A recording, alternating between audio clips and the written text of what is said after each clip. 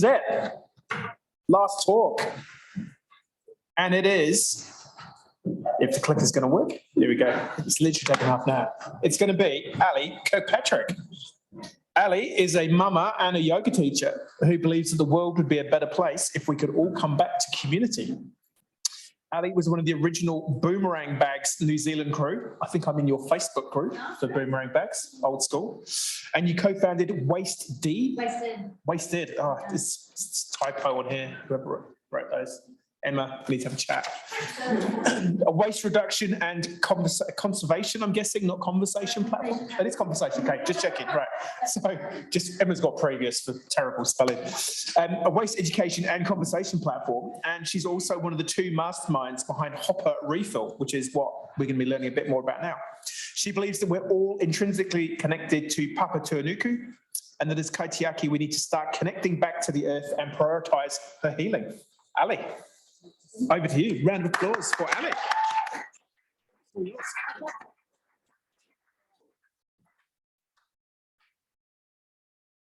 Alrighty, tēnā koutou katoa.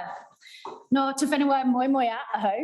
I tipu aki aho, I tēnā, I'll start that again. I tipu aki aho, I te whenua o te iwi jiabal. Nāri, kei te whanganui atari, kainga anai ko Ali aho. Kia ora, my name is Ali. Today, I'm going to talk to you a little about community initiatives and how the power of people can create change. Click. Perfect. Hashtag be the change. This is a popular and overused social media hashtag that is often credited to one of the most iconic activists in modern history, Mahatma Gandhi. Dig a little deeper and you'll find a range of opinions of whether he actually said this or not. But whoever said it, it's a great quote and can stir people and communities into action. Community initiative creates change.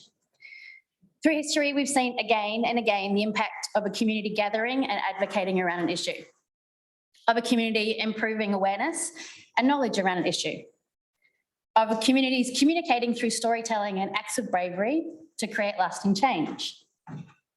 Activism is driven by community initiative. Today, I'm going to talk to you about the power of community. So what does community initiative look like?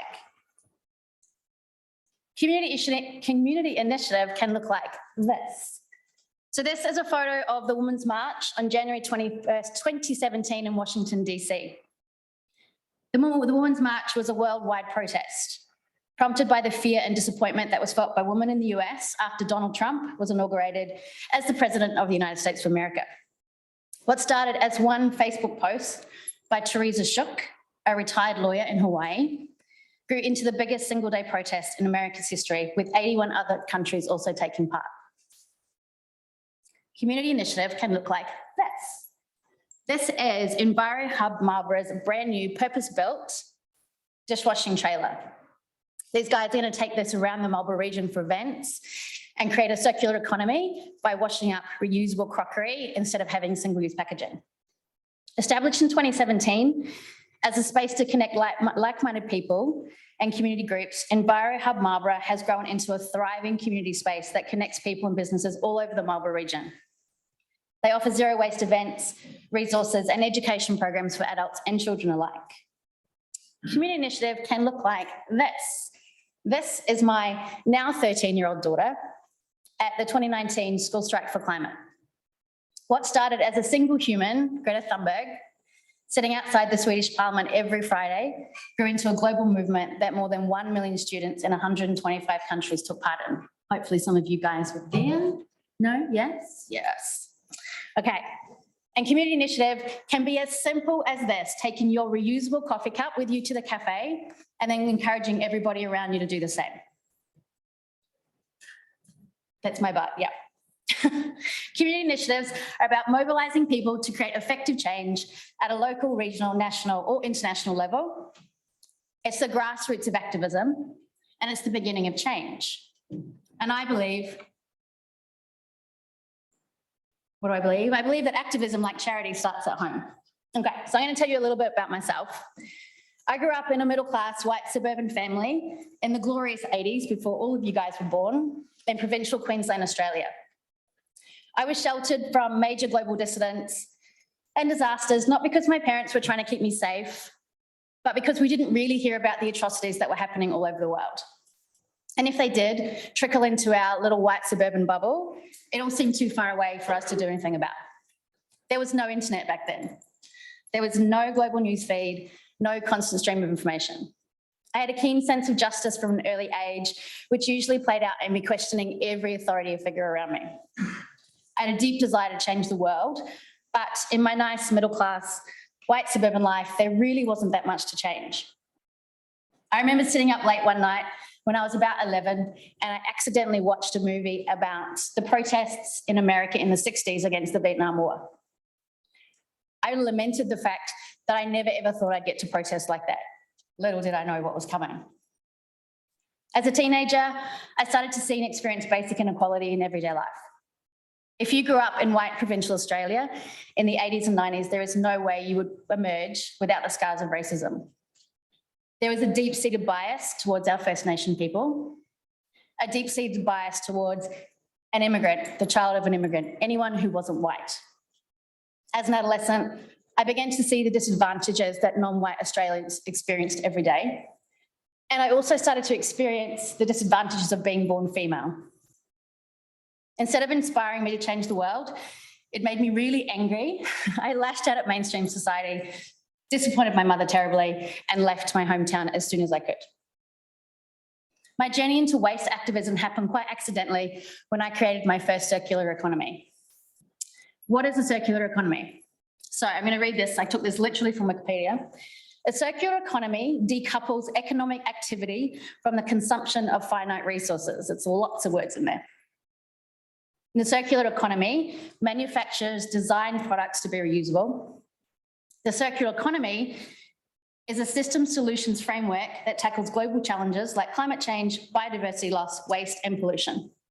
In a waste sense, which is where my passion lies, a circular economy designs waste entirely out of the system. I didn't study environmental science or social development or anything to do with the living world. I studied theatre and technical stage management and started my career as a stage and events manager.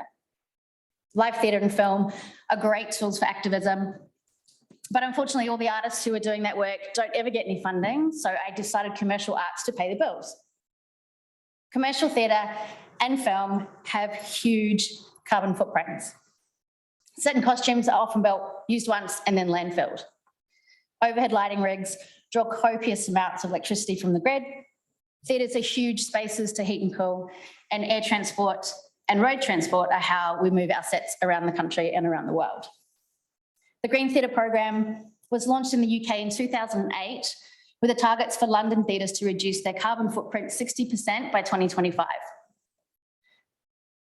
At the time, emissions from one London theatre, excluding pre-production and audience travel, was about 50,000 tonnes per year. In New Zealand, to the best of my knowledge, no one has done a study of the impact that the arts have on the climate. So I was young. I worked my way around New Zealand. I worked my way around the world, running live events, running live shows, but I knew something wasn't quite right. We flew everywhere. We had huge trucks and containers that hauled our sets and costumes around the country and around the world, and we threw away colossal amounts of rubbish. There was no such thing as reusing or recycling unless you were making money or you were saving money. One of the events I worked on for a number of years here in Wellington had a massive cast, and we rehearsed 6 days a week at an old warehouse. My team was responsible for making sure there was always tea, coffee, and treats for the cast and crew. We would build a temporary kitchen in the corner of the warehouse, and then we would get urns, instant coffee, boxes and boxes of reusable coffee cups, and boxes of plastic teaspoons. Every day, my team would empty 5 or 6 wheelie bins full of single-use coffee cups into giant skips that would go straight to landfill.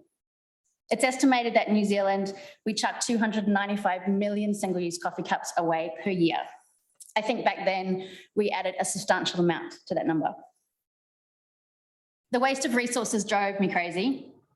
Watching people use a cup once and then lob it into a bin like it was a basketball drove me crazy. The complete disregard for the amount of waste we were creating drove me crazy. So one year, Instead of buying plastic spoons, I bought a whole heap of metal teaspoons from the secondhand shop. I suggested to the cast that maybe they get one cup, write their name on it, and use it more than once.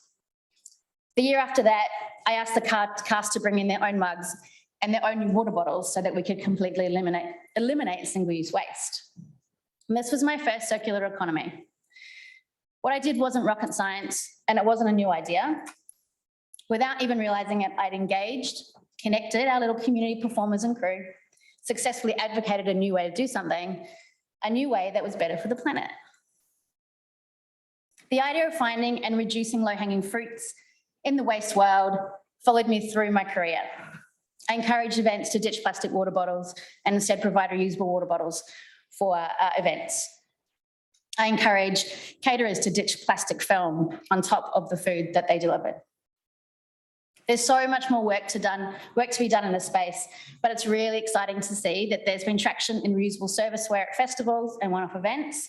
And the silver lining of our global pandemic is that live arts have created new ways to engage with audiences online. Oh, cool. Okay, so in 1997, the Great Pacific Garbage Patch came to the attention of the public. 1.6 million square kilometres of rubbish was discovered floating in the Pacific Ocean. While this was and is alarming, ocean plastic pollution continues to increase. When images like this guy, which I probably think you've all seen, and this guy started appearing in mainstream media, plastic pollution finally went from being warnings from scientists and academics to being an issue that everyday people started to take an interest in. Increasingly, general public was seeing rubbish washed up on once pristine beaches, seeing marine life affected by ingesting and getting caught in plastic waste. Community activism around the world started to heat up. Community initiatives, especially in coastal areas, began to create local solutions to global problems. And then in 2013, Jordan De Boer and Tanya Potts founded Boomerang Bags in Burleigh Heads, Queensland, Australia. Boomerang Bags is a perfect combination of community engagement and waste activism. The basis of the Boomerang Bag movement is to save unwanted textile from landfill, sew reusable shopping bags to hand out for free, and create an accessible and affordable option to plastic bags. Jordan and Tanya were both Burleigh Head locals who had deep connection to the ocean and had started to see more and more plastic waste in the water. Jordan worked at a local supermarket and was overwhelmed with how many shopping bags she handed out every day, especially when she thought about that at a global level. In 2013, it was estimated that 1 million plastic bags were used every minute. It's quite a lot, right? The first Boomerang Bag community was a call out to families and friends to donate unwanted fabric and to take part in community working in bees to make bags. The idea of Boomerang Bags spread. By 2015, Boomerang Bag communities were beginning to form all over the world. And by 2017, we started the first Boomerang Bag movement in Wellington. We quickly followed it up with a national Boomerang Bag charity that went on to support the growth of 80 communities nationwide. There are now estimated 1,100 communities dotted all over the globe. The beauty of Boomerang Bags is that it utilises 3 of the official R's in the waste hierarchy: refuse, repurpose, and reuse. And it works within 2 waste streams: textile waste and plastic waste. The other key part of this initiative was the connection to community. These amazing, dedicated communities sewed their socks off. They went to schools and to universities, into their businesses. They created intergenerational community groups and quietly saved the planet. Through this community engagement, hundreds and hundreds of conversations were had about the impact of plastic on the natural environment and the human body. Volunteers who'd come because they loved to sew went back to their whānau, their friends, their communities, and talked and spread awareness of the impact of plastic. This is grassroots activism at its finest. No heady data and stats that are hard to understand and put in context to your own life. These are real life stories and real life conversations. As the bags crawled into people's worlds and got lost and found in kitchen drawers and the boots of cars, the general population started to embrace the reusable bag. And then in 2018, New Zealand government, using Section 23 of the Waste Minimisation Act, banned the supermarket shopping bag. While Boomerang Bags was sewing away, over in Newtown, Wellington, The Newtown Festival Zero Waste Crew was having an epic impact on creating systems to stem the flood of waste that was made each year by the thousands of people who attended the Newtown Festival. What started as a community concern grew into a crew of volunteers that reduced the waste footprint of the festival significantly by 2016. The festival banned the use of polystyrene packaging because it wasn't recyclable or compostable, and the Zero Waste Crew manned the bins, ensuring that attendees put the right waste in the right bin. Wash Against Waste, another community initiative, provided people with crockery that could be used and then returned to be washed. The Newtown Festival Zero Waste Crew identified something that needed to be changed. They found solutions and created systems to lessen the problem, and then they engaged their community to assist in the implementation of the new system. So obviously waste isn't all about plastic. According to Love Food Hate Waste, New Zealand households throw away about 150,000 tonnes of food annually, enough to feed over 330,000 people, or the population of Dunedin for 3 years. In 2019, it was estimated that the average New Zealand supermarket threw away about 160,000 tonnes of food per annum. So that's per supermarket. Over the last decade, food rescue charities have been established all over Aotearoa and the world to stem the flood of food waste and get perfectly edible food back into our communities. Kibosh is a Wellington-based food rescue charity. Kibosh was born in 2008 by Robin and George Langlands. Robin was a volunteer at the Women's Refuge, and Wishbone the Cafe, which you see around Wellington, contacted Refuge, offering their quality surplus food at the end of the day. Robin began collecting the food once a week. Sue discovered that there was too much food for the refuge, so started reaching out to other charities to see if they wanted some of the food. It very quickly became apparent that there was food waste going all over the city and an equal amount of charities in need. Kibosh was born out of a need to solve a problem from its grassroots beginning in 2008. Since then, it's grown to having 3 branches around the Greater Wellington region. This autumn, Kibosh rescued over 250,000 kilos of food and distributed it to 130 community groups.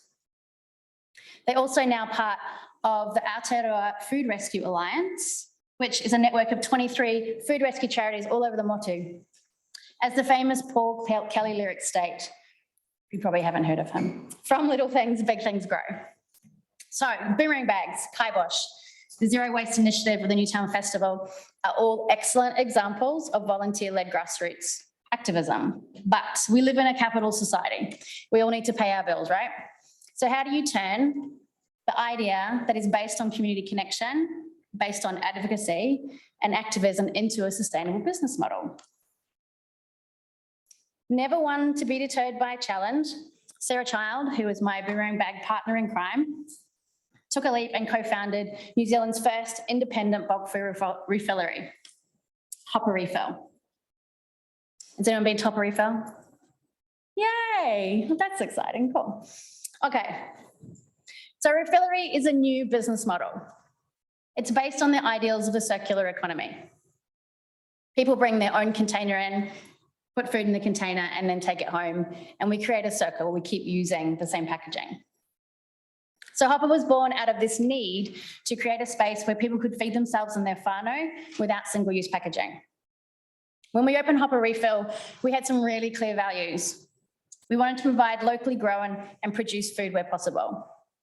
We wanted to build strong relationships with local producers and support them to create reuse systems to limit packaging waste. We wanted to provide reusable packaging to our customers. We did this with jars and other containers that we could give away for free. And we wanted to educate the community and consumers around zero waste practices, the circular economy, and eating seasonally and locally. First, we set out to build these strong and resilient relationships with our local New Zealand suppliers. It was super exciting. There were so many growers and producers open to creating some sort of reuse packaging system.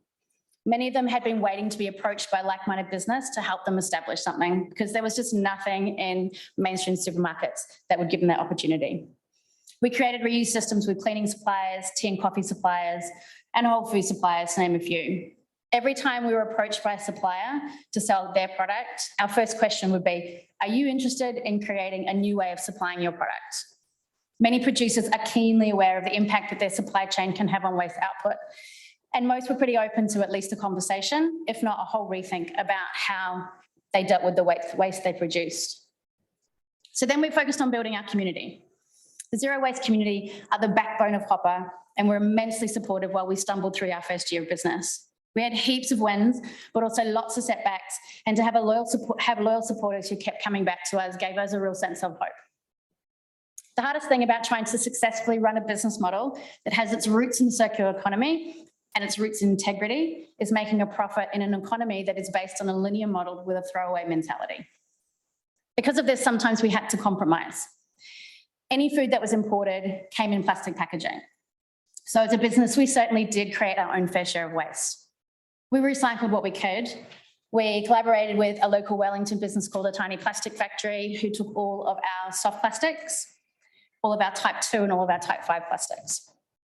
We were incredibly transparent with our community about the waste we created, and often had conversations with customers about changing their eating habits, which sounds really harsh, but supply and demand can encourage a change in a more circular way of existing. Example, instead of cooking with rice that's imported from Thailand that comes in a plastic bag, you could swap that out for some New Zealand grown quinoa that we've got coming in a bucket, and then we send it back to our farmer. Not the same grain, but we need to make compromises. It's really hard for a small independent refillery to compete with supermarket chains. Supermarkets purchase huge quantities of food and therefore can offer them at a discounted cost. They buy a lot, they distribute to their branches, and they only have a one-way transport expense. So when you're running a reuse system, you're sending containers back to your supplier, which means you've got this circular transport expense. Supermarkets are also super cheeky, right? They encourage convenient shopping. They work really hard to subconsciously encourage you to purchase items that perhaps you really didn't need or you didn't really want.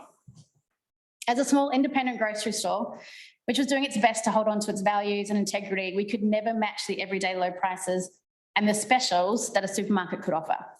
It's an ongoing issue for any refillery, and refilleries can easily become an inaccessible shopping experience for everyday consumers.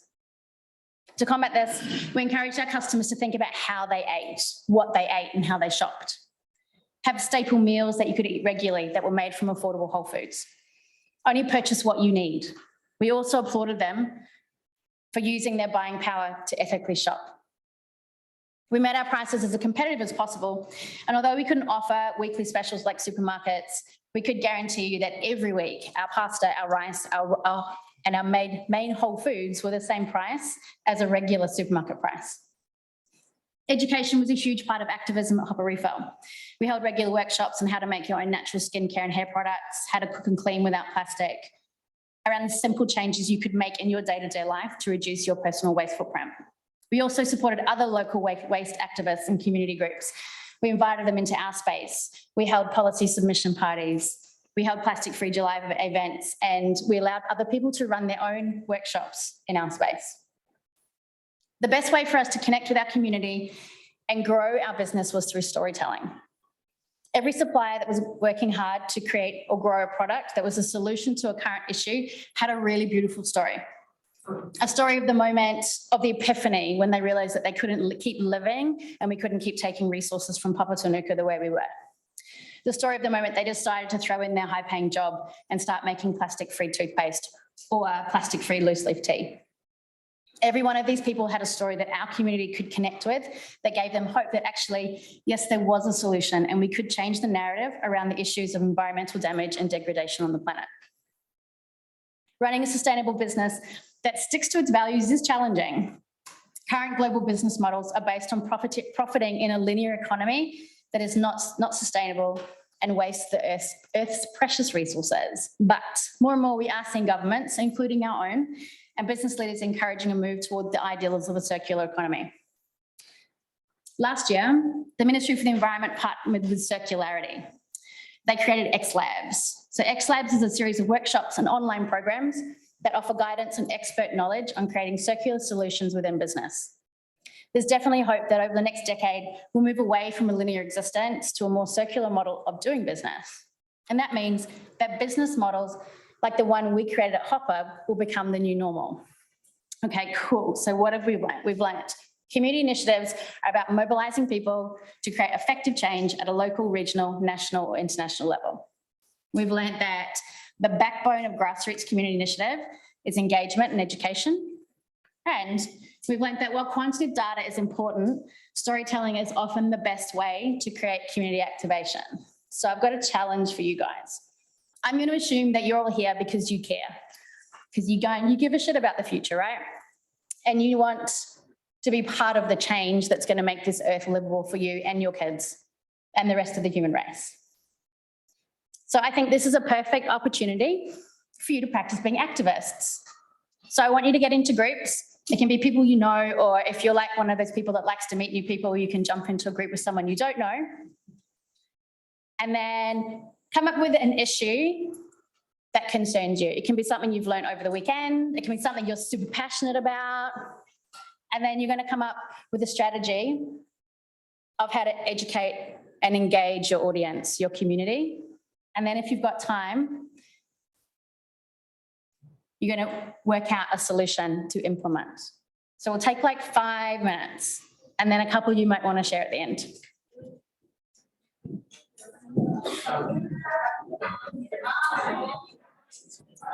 Oh, good idea.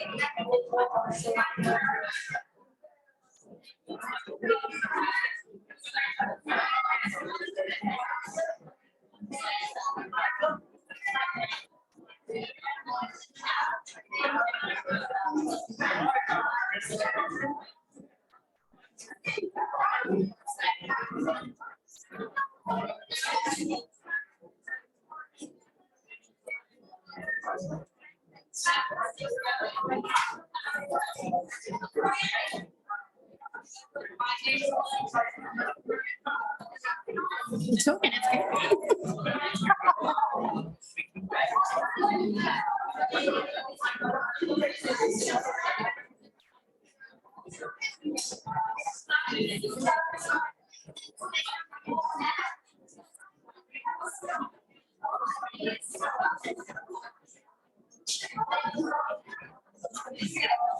like 2 minutes.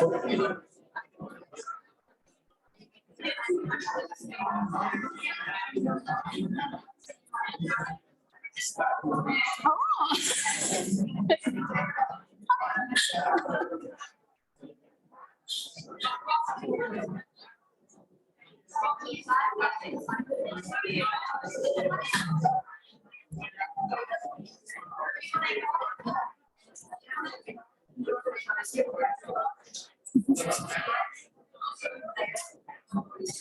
did I do? Yeah. All right. How you guys going? Are you ready? Has everyone found an issue? And you found an engagement plan and you got a solution? It's that simple, right? Who wants to share?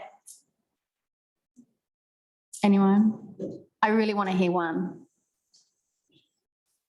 Actually was homelessness. I'll just speak on homelessness.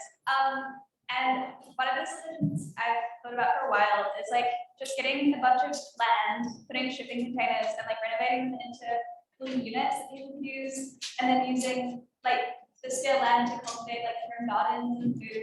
And then that can be like a really sustainable sort of circular economy, but they don't have to have, they don't have to pay money to grow their own food and live.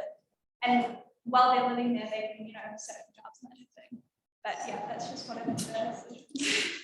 How do you think you would activate a community to like support that? Like as in you would go out to businesses to... Well, yeah, I think it would obviously need some funding. But I know that there are a lot of people who are willing to put like money into bettering the community. So as long as you can get those people on board, I think it shouldn't be, well, it wouldn't be, but I think once it's like up and running, it shouldn't be that to continue it. And if you were going to create a story, how would you create a story? As in something that other humans can connect to so that you can draw them into what you're trying to do? Well, I think a lot of the reason for homelessness in the first place is like, if you're houseless, then you can't get a job, and if you're jobless, you can't live in a house. So, as long as you were housed somewhere, then you're going to be able to like have the means to support yourself. And that's always like an inspirational story. Somebody like picks themselves up. Obviously, they're going to need the community's help. Like, you can't do that on your own. So I think that would be like a good solution for that. Amazing. Well done. Cool. Yeah.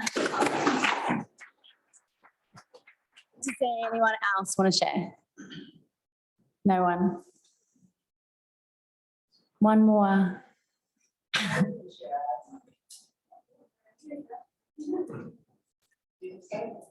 All right, we have building materials, so we like very sustainable building materials out of recyclable materials, and of that climate change issue that's happening in Papatūānuku. Nice. What's your story? My story. Well, no, the story to sell your building materials. Yeah, so incentivize the kids by offering a small payments for the recycled materials that were into like a depot, or like plastic or anything, and then recycle those into like building materials. So. Awesome. Amazing. Cool. So you can see how simple it is, right? It's like you guys are all change makers, which is why you're here. You're our future. And activism is the same as community initiative. It's about seeing an issue, coming up with engagement and education for the people around you, and then creating change.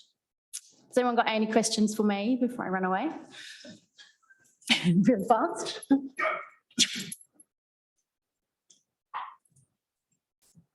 What was one of the... Okay.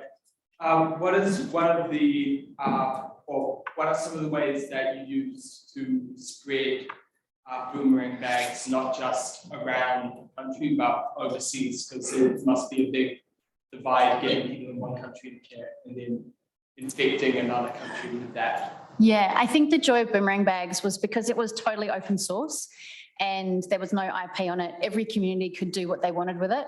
So the basic premise was, please use textile waste, please make some kind of bag to replace plastic bags. But on top of that, you could do anything you wanted with it. So lots of the other communities around the world ended up making all sorts of like produce bags and utilizing textile waste in different ways to actually solve plastic problems. So I think that was the joy of it, is that there was it was very uncontrolled. So you could take it to where you wanted to take it as a community. Yeah, does that answer that question? Yeah. Cool. Anyone else?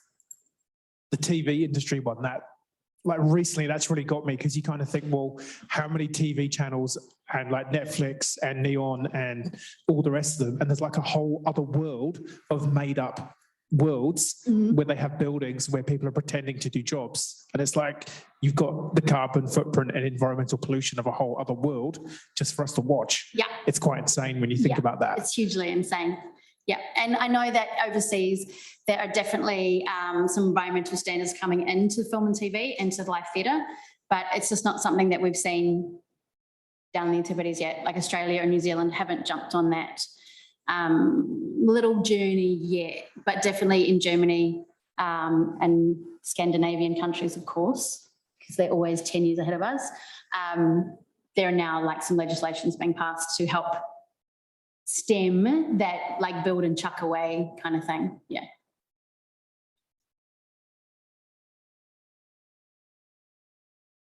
Nothing else. It's gotten very quiet. Very quiet. I think you got away with that. Yes, No one? No? Cool. Cool. Thank you, Ali. no, absolute pleasure. Round of applause.